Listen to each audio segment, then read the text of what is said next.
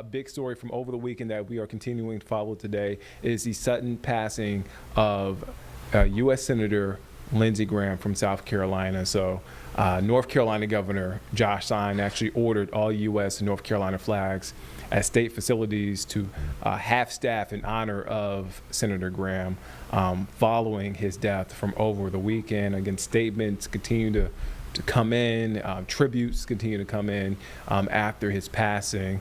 Miles Harris, who is here in studio, is following the latest. A lot of questions. I know there are a lot of tributes out there, people telling stories about Senator Graham, their time with him, going over his legacy, which is complicated. Yes. But also the elephant in the room, what's next? Right. Because he was running for re-election in November for a seat that he's held for a long time. And just where they are with that right now too, it makes things very, very interesting. But it does sound like we're going to get an idea of who could fill that seat or that role temporarily. From now until January, we know that Governor McMaster is set to have a press conference where he will make regards and remarks about the late Senator Graham, but then also announce who they will assign or appoint as the temporary person to hold that seat.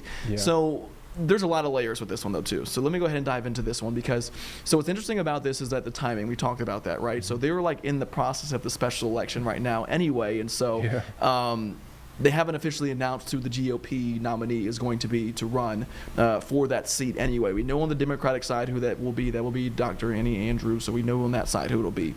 But on the GOP side, for the Republicans, that's the question that remains. So now that we're not sure, the question is will it be, because we know that President Trump has announced that he is calling for his sister Darlene to fill in for that role temporarily. And there could be some other nominees as well.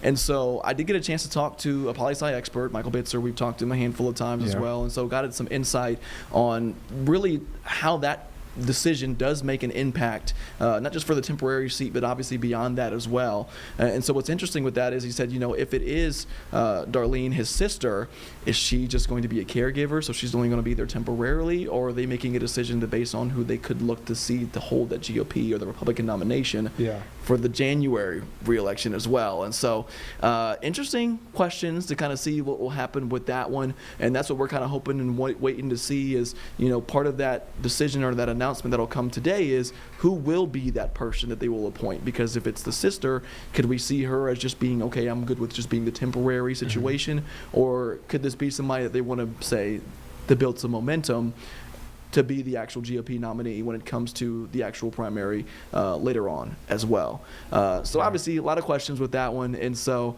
it's also interesting because when you look at the history of the stuff, and I'm like still pulling stuff from AP and looking through all this other stuff, there's never been a Democratic nominee that's actually held that Senate seat. And so that's the other interesting part though too. And so with Graham obviously holding that seat for as long as he did for decades, that could possibly change that decision, that trajectory, depending on what decision is made today. I mean, you talk about one of the most recognizable congressmen in D.C. I mean, he's been there for that long. I remember covering Lindsey Graham when I worked in Florence about 10 years ago, a little over 10 years ago, and when he ran for president.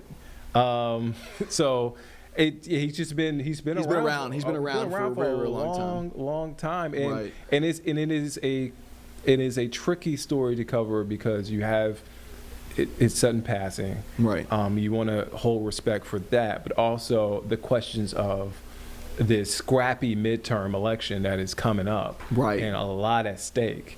And so it is that balance of, okay, we have to remember the man, but we also have to move forward. I think you're hitting the nail on the head with that one, the way you're kind of speaking on that one. It is like it's a tricky situation, and like you said, when we look at the landscape of where this is going to go, and obviously when you talk about somebody that's held that position for as long as he's held that position. This day is here, so it's just, again, we'll see how that looks. And so I will also mention that we are hearing that Sister Darlene is supposed to be at the announcement that will happen at the State House in Columbia. So could give some insight on who that could be. But again, we also know that part of this conference is them also paying their respects and remarks about Senator Graham as well. And not even 48 hours. Not even 48 hours. All right, Miles Harris, when can we catch you? I mean, you busy man. 5 and 6 because so the press conference is at 4, so we will literally break that when that comes in at 5, and then we'll do it again at 6. Okay. Well, so Miles, again, as always, thank you for joining us here in studio. A big story in our area and across the country.